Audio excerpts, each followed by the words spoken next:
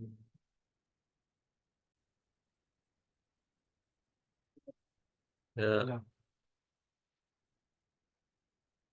Ya. Ini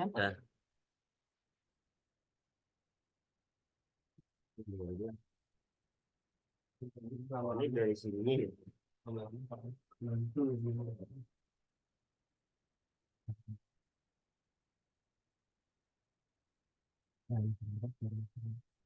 Nah, ya. Salat kegedean.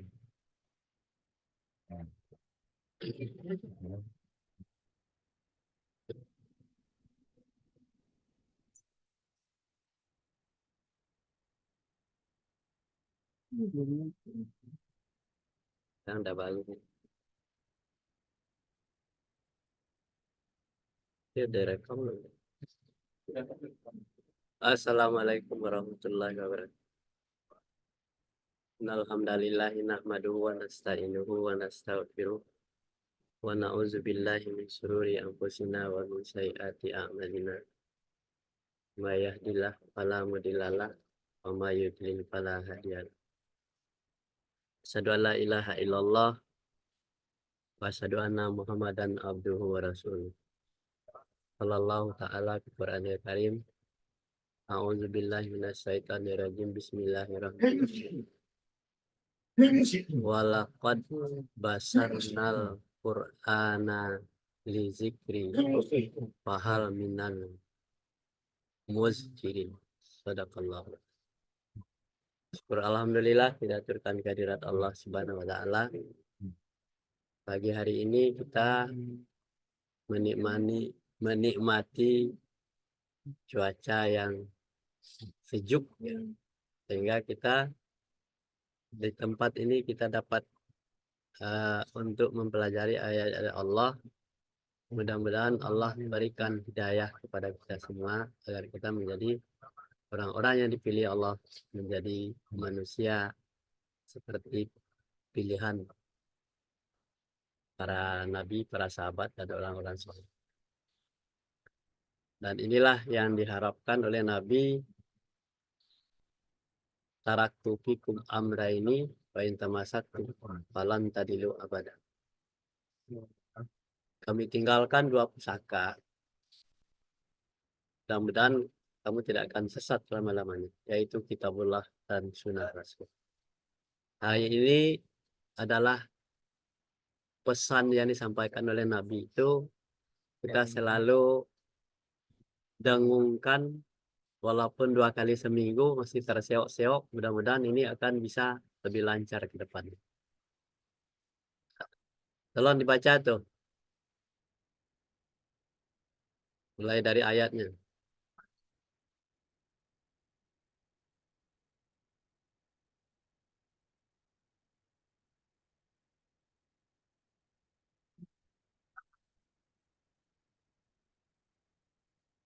Dan sesungguhnya kalau kamu mendengarkan Al-Quran pelajaran, maka adakah orang yang mengambil pelajaran? Ini pesan singkat yang disampaikan oleh Allah melalui surat 54 ayat 22. Dan sesungguhnya telah kami mudahkan Al-Quran untuk pelajaran. Maka adakah orang yang mengambil pelajaran? Ini pertanyaan yang langsung diminta tantangan kepada kita semua agar kita mengambil Al-Quran itu sebagai bahan pelajaran. Kalau ada orang yang tidak mengambil pelajaran, berarti sudah melanggar apa yang disampaikan oleh Allah, atau tidak tahu sama sekali pesan Al-Quran ini kepada setiap manusia. Nah, jadi Al-Quran itu bukan untuk orang Islam saja, tetapi untuk semua manusia. Sebab manusialah yang bertanggung jawab nanti untuk kedepannya, dunia dan akhiratnya. Bagaimana? Apakah Al-Quran itu dijadikan sebuah pelajaran? Adakah yang mengambil pelajaran? Ada orang yang mengambil pelajaran. bukan bukan binatang, tetapi adalah orang. Mereka orang yang mengambil pelajaran. Nah, ini khusus kepada manusia. Nah, jadi ini beban kita, mulai dari kita mendengarkan ayat ini dan sampai kita resapi, kami mudahkan Al-Quran itu untuk pelajaran. Jadi Al-Quran itu tidak sulit sebenarnya. Al-Quran itu mudah. Ya, inilah yang perlu kita amati, resapi, agar kita selalu istiqomah dengan ayat-ayat ini. Jadi kalau Allah saja mudahkan Al-Quran itu, kenapa kita tidak ambil pelajaran dari Al-Quran itu sendiri? Nah, jadi pelajaran itu adalah guru kita, adalah Al-Quran.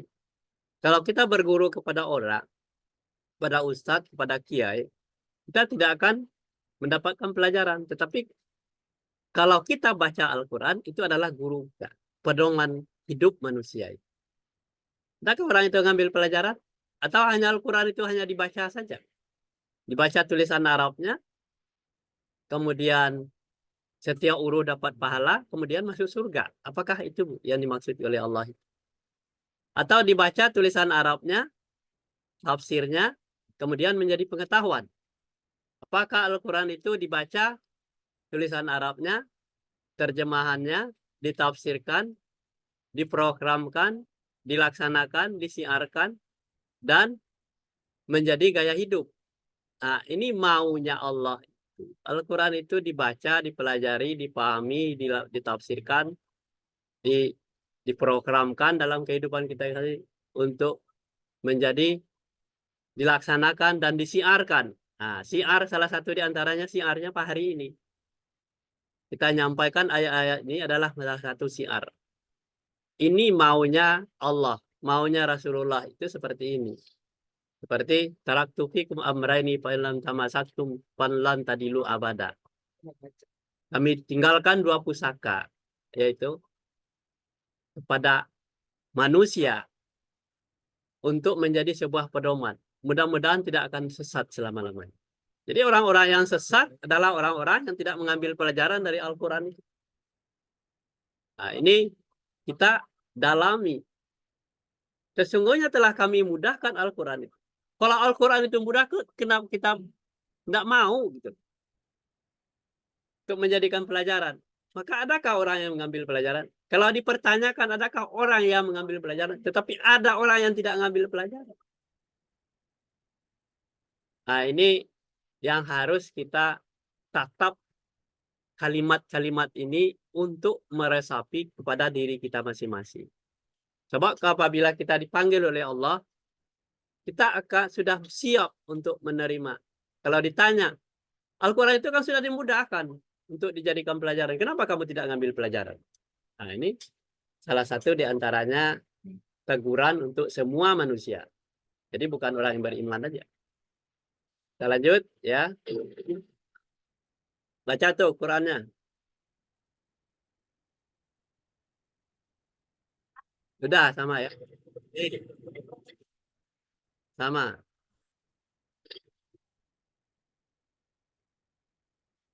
Ah, oh, ini ya. Itu dah. Nah, ini sama ya. Ini, nah beda. Coba baca. Auzubillah dari baca.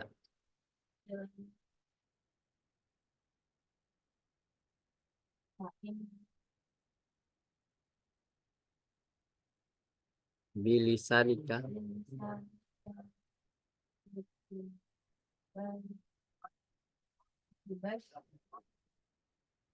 Li.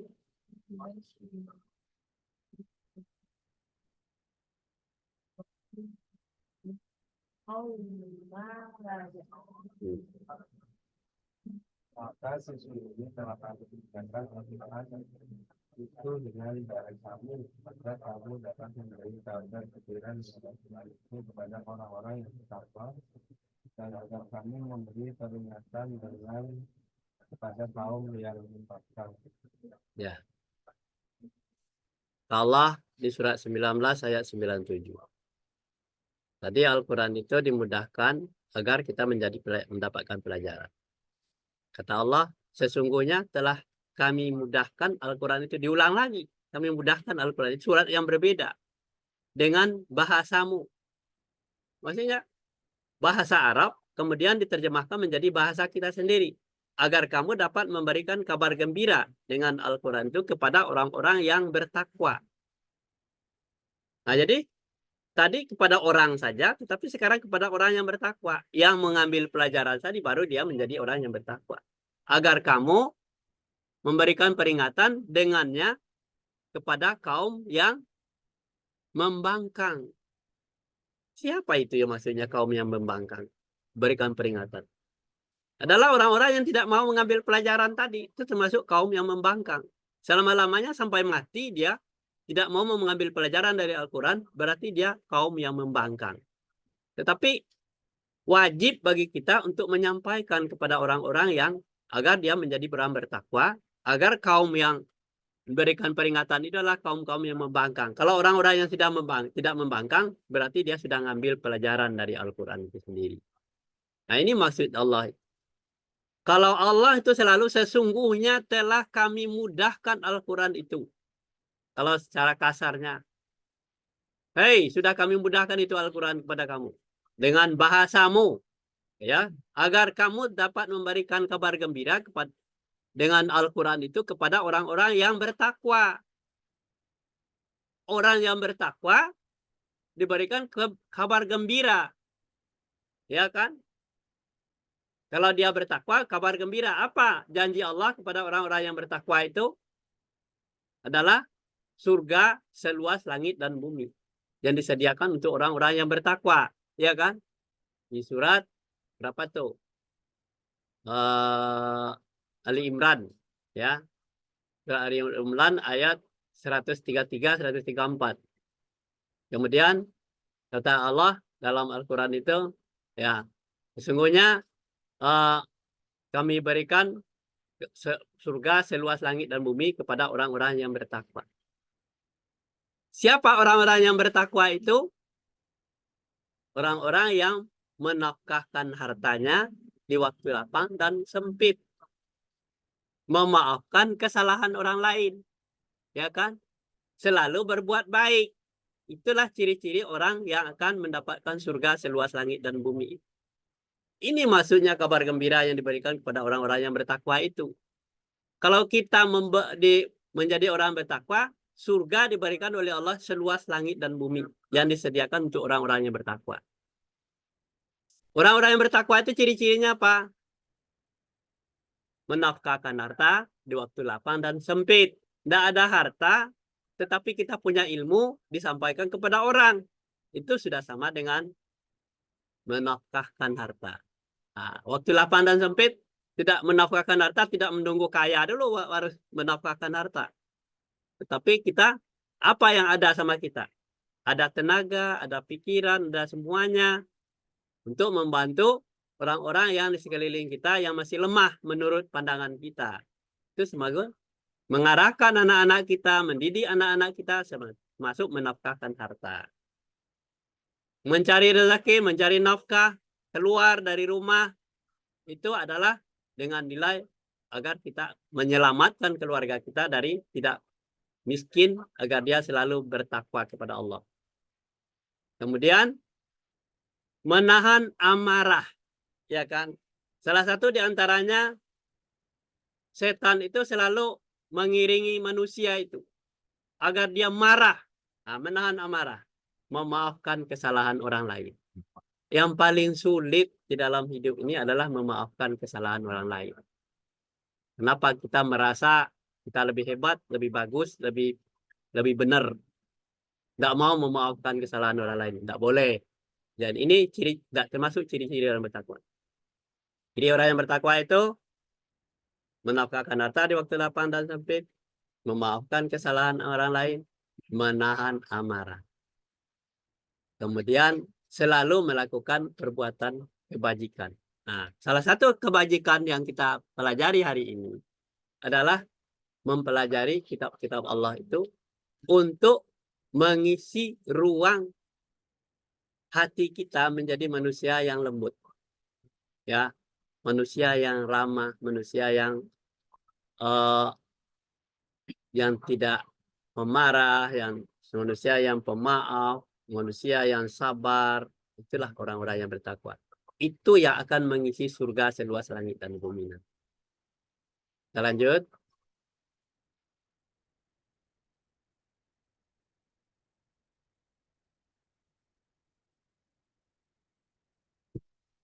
Nah, panjang ayatnya.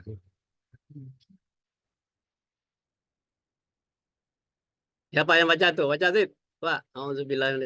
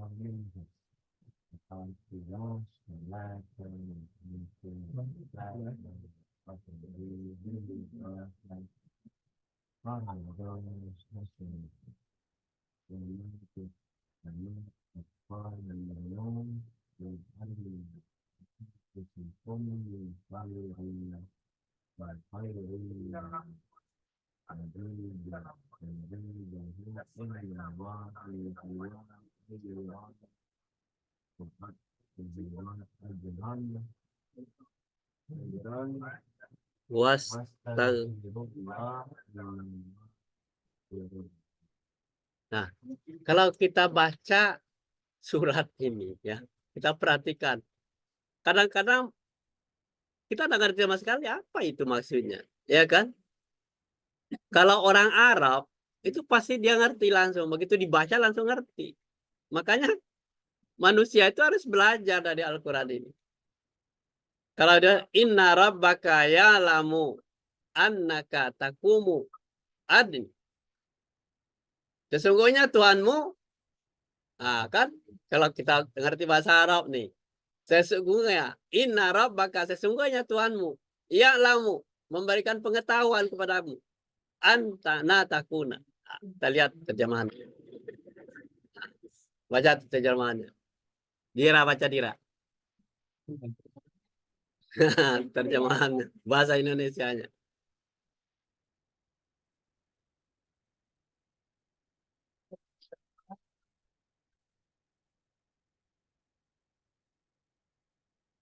Dan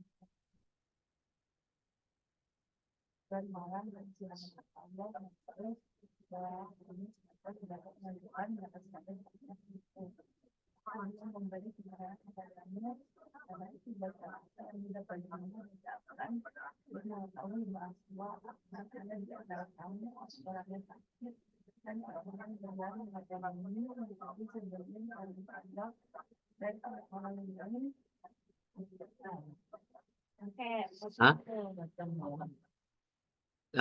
Oh, mencari karunia Allah dan orang-orang yang lain, ya kan? Itu kan sudah. Jadi sesungguhnya Tuhanmu itu mengetahui bahwasanya kamu itu berdiri sembahyang. Jadi kalau kita berdiri sembahyang, Allah tahu. Kurang dari 2/3 malam. Kamu bangun malam itu sholat malam maksudnya. Atau 1/2 malam. Atau 1/3-nya. Demikian pula segolongan dari orang-orang yang bersamamu. Bersama kamu. Dan Allah menetapkan ukuran malam dan siang. Allah mengetahui bahwa kamu sekali-kali tidak dapat menentukan batas-batas waktu itu. Siapa yang bisa menentukan batas-batas waktu itu? Adalah Allah. Maka dia memberikan kepala. Memberikan keringanan kepadamu. Karena itu bacalah apa yang mudah bagimu Al-Quran itu. Dan dia mengetahui bahwa akan di antara orang-orang yang sakit, siapa orang-orang yang sakit? Orang-orang yang dalam perjalanan di muka bumi. Mencari keridhaan karunia Allah. Dan orang-orang yang lain yang melakukan sesuatu kegiatan kebajikan. Nah, jadi ini pesan yang disampaikan. Kalau kita tidak baca, kenapa kita harus bangun? Ya kan? 2/3 malam. 1/2 malam. Sepertinya demikian pula. Allah itu tahu. Dan segolongan orang yang bersamamu. Siapa orang-orang yang bersamamu? Orang-orang yang bangun itu tadi. Yang bangun 2/3 malam. Allah bersama kita. Jadi bukan Allah tidur. Tetapi Allah itu tahu. Kamu bangun. Seperti 2/3 malam. Itu harus dipraktekkan. Karena Nabi melakukan seperti itu. Ya kan? Dan 1/3-nya. Mulai jam 1/3 malam itu mulai jam 3 kita bangun. Ya, kita persiapkan diri kita untuk salat subuh. Kemudian sesudah salat subuh kita baca lagi Al-Quran seperti hari ini kita mempelajarinya. Itulah orang-orang yang bersamamu. Segolongan itu adalah orang-orang bersama Allah. Dan Allah menetapkan ukuran malam dan siang. Jadi malam dan siang itu tidak sia-sia. Kita isi dengan amalan-amalan yang baik. Kalau kita bangun malam kan kita tidak cari nafkah, tetapi kita pakai sholat, beruduk, sholat 2 rakaat, minta ampun kepada Allah, minta maaf kepada Allah, minta rezeki seluas-luasnya kepada Allah. Allah akan memberikan. Allah tahu. Tapi kalau kita tidak minta sama sekali, bagaimana mau bisa Allah itu memberikan kemudahan kepada kita? Jadi bangunlah malam. Kalau misalnya hati dan pikiran kita belum terbuka, ya Allah ya Rabbi bukakan hati dan pikiran saya untuk selalu taat kepadamu. Kenapa? Ketakut akan siksamu. Sebab begitu kita mati, kita langsung dipertanyakan kita kemana saja hidupmu, kemana saja malammu. Kok kamu tidak bersama Allah? Kan ada perintah. Kalau Allah mengatakan sesungguhnya Tuhanmu mengetahui bahwasanya kamu itu berdiri sembahyang. Nah, berdiri sembahyang itu Allah tahu. Memang Allah tidur. Yang tidur kita gitu loh. Kenapa 1/3 malam? Padahal malam itu adalah lagi tidur nyenyak gitu loh. Jadi orang lagi tidur nyenyak, malam hari kita bangun. Keluh kesah kita untuk memaksakan diri untuk masuk surga. Ya, bagaimana caranya memaksakan diri untuk masuk surga? Perintah Allah dilakukan. Bangun malam sholat. Kalau kita tidak tahu ayat ini, bagaimana mungkin kita akan bisa melakukan bangun 2/3 malam, 1/2 malam? Berarti kita kan baru ikut-ikutan. Ini Allah bicara. Allah bersamamu. Kalau Allah bersama kita, kita minta kepada Allah. Nah, sih. Dan Allah menetapkan ukuran malam dan siang itu. Siang hari untuk kita mencari berusaha. Apapun usaha kita. Mulailah dengan Bismillahirrahmanirrahim. Dengan nama Allah pengasih penyayang. Kita berusaha untuk mendidik, membimbing anak-anak kita yang sudah bangun. Kalau malam hari kita munajat kepada Allah, kita berserah diri kepada Allah, kita lakukan salat. Dipertanyakan apakah kita sudah melakukan ini apa belum? Atau sewaktu-waktu saja. Sebab ini adalah perintah, ya kan? Allah mengetahui. Nah, Allah menetapkan ukuran siang dan malam itu malam untuk beristirahat, tapi bangun sepertiga malam, 2/3 malam, sholat. Bahwa kamu sekali-kali tidak dapat menentukan batas-batas waktu-waktu itu. Siapa yang bisa menentukan batas-batas waktu itu adalah Allah. Dan dialah yang memberikan keringanan kepadamu. Kalau kita mau ringan perjalanan hidup kita dunia dan akhirat, lakukan apa yang diperintahkan oleh Allah. Karena itu bacalah apa yang mudah bagimu dari Al-Quran itu. Tidak yang sulit-sulit, dibaca yang mudah dulu, yang ngerti. Hari ini kita mengerti ini, bocah kita. Mengetahui bahwa ia akan ada di antara kamu dan orang-orang yang sakit dan orang-orang yang dalam perjalanan di muka bumi. Dan mencari keridaan Allah. Dan orang-orang yang lain tentu sesuai dengan kemampuan dan usahanya sendiri. Ya, nah, udah tadi ya. Udah belum?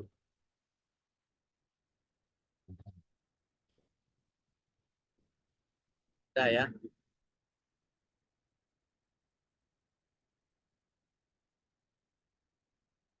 Nih. Nah, udah nih, belum? Nih. Ini terus saya tadi. Oh, ya tulisan yang tadi tuh. Kalau dibaca tuh.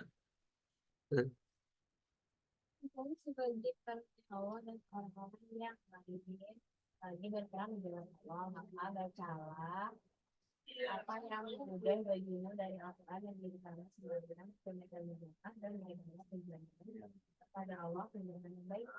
Ini kebaikan atau sendiri kamu perbuat untuk dirimu bukan kamu berjalan ya. Balas itu di sisi Allah seperti balas kebaikan yang paling besar kamu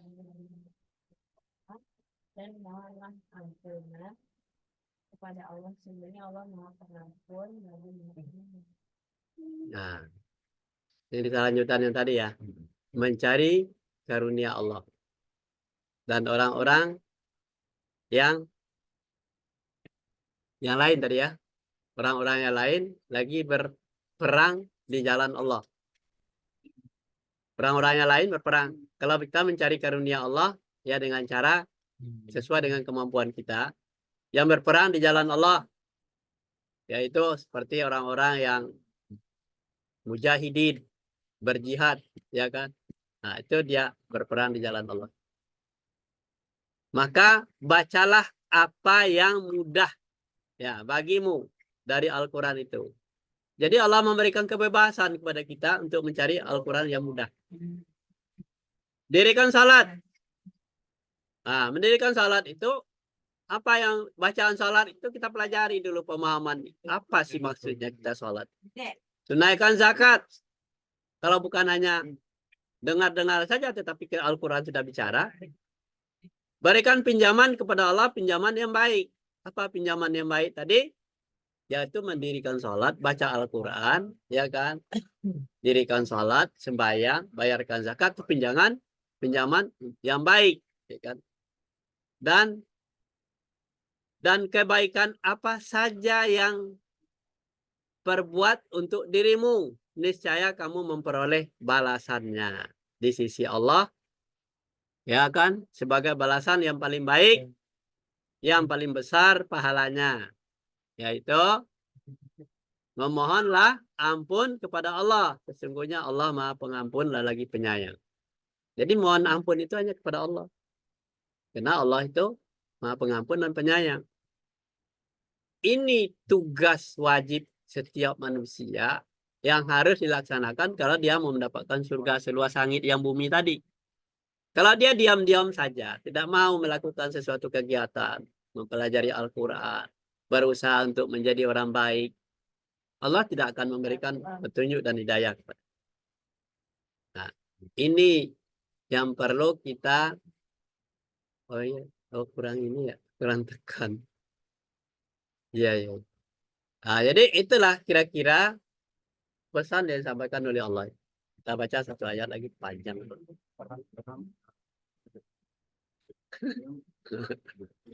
Nah, baca tuh.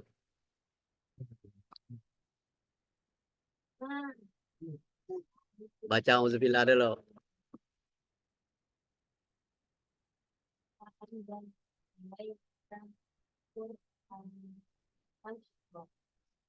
Kami tidak melakukan Al-Quran ini kepadamu agar kami menjadi semua. Nah, jadi kata Allah, Al-Quran itu bukan menjadi diturunkan kepadamu, itu kepada kita. Kalau kita yang baca, kita yang dimaksud itu. Agar kamu tidak menjadi susah. Hanya tidak menjadi susah. Nih. Mariam terkena sentrum.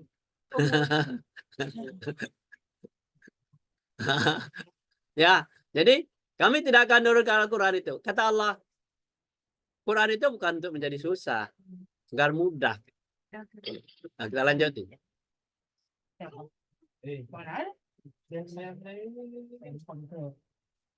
Baca. Nenek belum baca.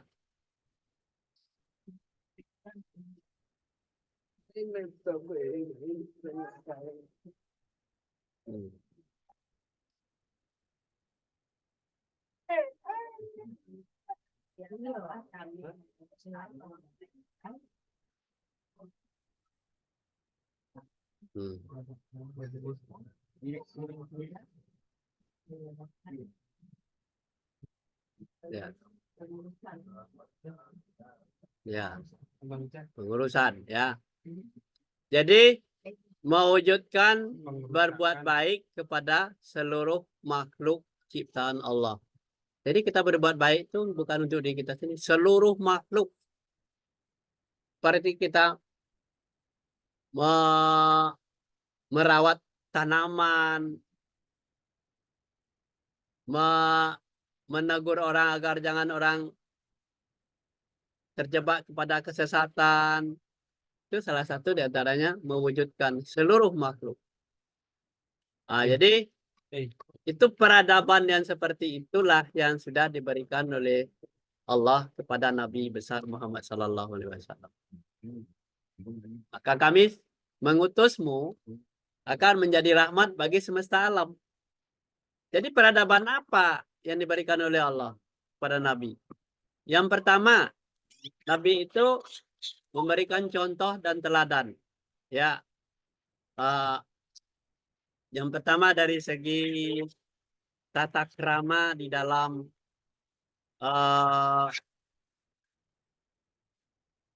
berbuat, menyampaikan dengan kalimat-kalimat yang baik, ya kan?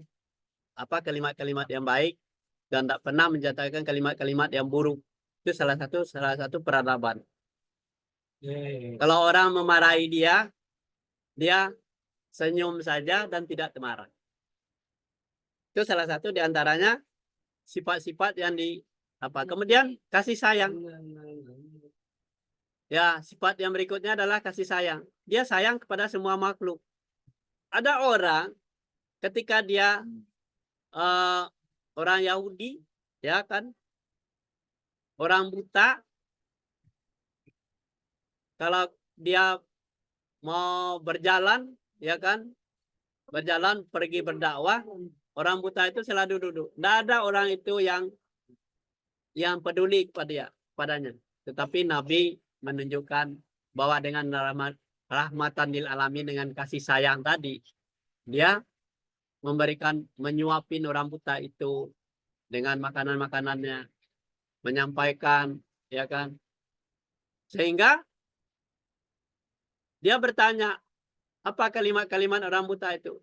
Yang paling saya benci di dunia ini adalah si Muhammad. Padahal yang Muhammad itu sudah membawakan pisang, memberi makan dia. Balik lagi dibawa dikasih roti, dikasih makan. Kemudian yang paling saya benci di dunia ini adalah Muhammad. Ini sisi buta itu. Orangnya, agamanya tidak sama dengan Muhammad. Agamanya orang Yahudi, orang Nasara. buta lagi. Tidak ada orang Nasara Yahudi itu yang peduli kepada dia, tetapi hanya Muhammad. Itu namanya rahmatan lil alamin. Kalau Muhammad itu bukan mendengarkan ucapan dia, tapi Muhammad itu bagaimana dia berbuat baik, melakukan suatu kebaikan-kebaikan pada manusia. Nah, ini manusia tidak dilihat agamanya apa, segalanya apa, bentuknya apa, orangnya ini kalimatnya seperti apa, kalimatnya tajam atau segalanya tidak peduli bagi Muhammad. Tapi bagi Muhammad itu bagaimana dia melakukan suatu rahmatan lil alamin. Nah, ini menjadi rahmat semata dimanapun kita ada, kita harus seperti itu. Kalau berada di lingkungan orang musyrik, ya seperti yang dilakukan oleh Nabi. Itu namanya peradaban. Dilihat oleh orang-orang itu semuanya perilaku Nabi itu. Kalau Nabi berjalan di gang, ada lagi orang yang meludahi dia karena bencinya kepada Muhammad. Diludahin, setiap lewat diludahin. Sudah itu, hari-hari berikutnya, kok orang yang tidak pernah meludahi saya lagi. Kemana orang ini? Ya kan? Terus, Nabi, apa yang dilakukan oleh Nabi? Peradaban dilakukannya. Kalau mungkin barangkali yang meludahi saya ini lagi sakit. Dibalikan payah, dibalikan apa, roti, segalanya. Dia jadi, Allah, kamu sakit ya? Nah, ini makanan untuk kamu. Ini Nabi. Caranya memberikan rahmat. Padahal orang lain tidak ada yang peduli pada orang yang meludahi itu. Dia hanya ngasih begitu aja. Dan tidak perlu ucapan terima kasih. Itu yang disebut dengan rahmatan lil alamin. Nah, jadi perilaku yang dilakukan oleh Nabi itu adalah namanya menetapkan peradaban. Peradaban seperti itu.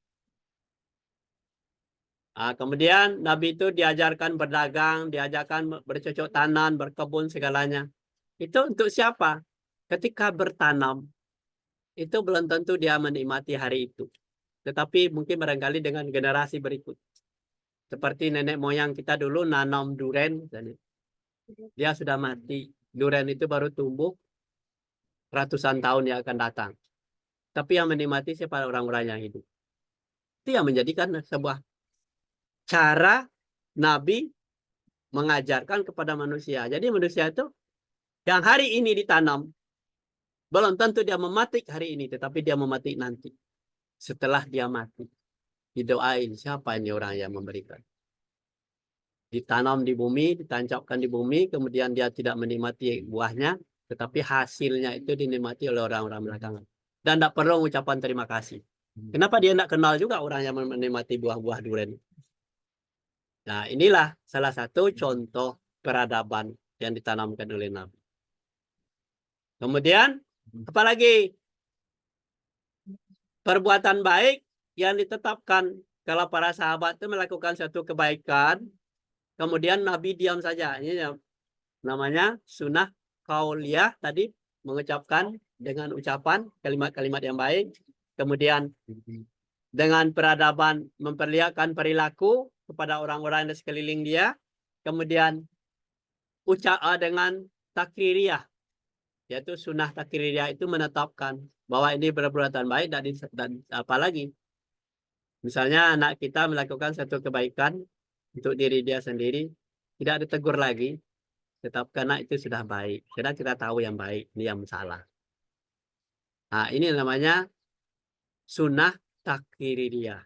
Ya. Sunnah qauliyah apa tadi? Yaitu perkataan, ucapan. Ucapan itu harus menyenangkan dan mengasihkan. Ucapan Nabi itu tidak ada yang kasar, tidak ada yang pedas, tidak ada yang mengkritik apa-apa, tetapi adalah menyampaikan dengan lemah lembut. Ada ketika Nabi didatangi oleh seorang tamu yang tidak dikenalnya di Madinah. Dia langsung memaki-maki Nabi. Dimaki-maki Nabi itu. Kamu ini adalah orang-orang yang jahat, orang-orang yang sudah diusir dari kampung, dari Mekah. Kamu ini adalah orang yang merusak tatanan manusia. Nabi itu dengan Abu Bakar sedang duduk berdua. Nabi diam saja. Si Abu Bakar panas mendengarkan ucapan-ucapan itu. Tidak pernah dilakukan oleh Nabi seperti itu. Tetapi orang itu memaki-maki dia, menjelek-jelekkan Nabi dengan ucapan-ucapan seperti itu. Ketika Abu Bakar mulai menjawab perkataan orang tamu yang tidak dikenal itu, Nabi langsung pergi. Pergi Nabi itu tanpa ucapan apa-apa. Abu Bakar heran, kenapa kok saya bantu untuk menolong kamu menjawab pertanyaan-pertanyaan orang itu, kamu pergi begitu saja. Terus kata Nabi, hai Abu Bakar, ketika kamu menjawab ucapan-ucapan orang itu dengan membalasnya, itu malaikat sudah pergi dan digantikan oleh iblis yang duduk mendengarkan itu, supaya kamu bertarung dengan orang-orang yang jahat itu. Itulah kata Nabi. Jadi Nabi itu tidak mau jawab apapun yang menyakitkan dirinya, tetapi dia bertarung. Dia pergi. Saya tidak mau bersama dengan setan. Saya tidak mau sama dengan iblis. Karena kamu jawab, iblis sudah menggantikan malaikat. Malaikat sudah pergi. Makanya Nabi mengatakan seperti itu. Makanya dia pergi. Inilah salah satu di antaranya mengajarkan kepada kita, kalau ada ucapan-ucapan orang pada diri kita yang menghina kita segalanya, ikutilah peradaban yang dilakukan oleh Nabi itu sendiri. Sampai di sini dulu kajian kita, mudah-mudahan mendapatkan rahmat bagi seluruh. Wabillahi taufik wal hidayah. Assalamualaikum warahmatullahi wabarakatuh.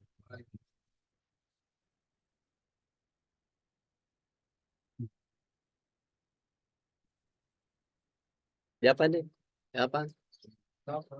Di apa? Stop recording. Stop. Di mana stop? Tadi tuh, Tahu lagi record. Sudah.